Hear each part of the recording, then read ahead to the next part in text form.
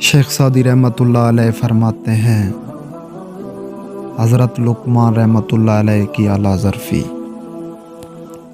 مشہور دنا حضرت لقمان سے آفام تھے، وہ تن پرواہ اور نازک بدن نہیں تھے۔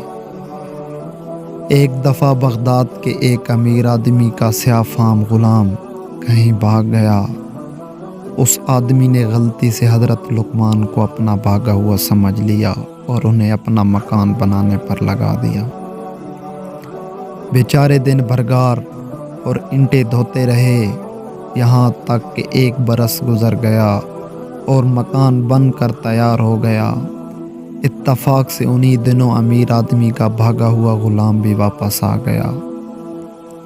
وہ سخت شرمندہ ہوا اور حضرت لقمان کے پاؤں پر گر پڑا کہ مجھے معاف کر دیجئے۔ لقمان رحمۃ اللہ علیہ ہنس پڑے اور کہا کہ اب معافی کا کیا فائدہ، میں سال بھر خون جگر پیتا رہا ہوں، اس کو ایک دم کیسے فراموش کروں؟ لیکن خیر، تمہیں معاف کرتا ہوں کیونکہ تمہیں فائدہ پہنچا ہے اور مجھے کوئی نقصان نہیں پہنچا۔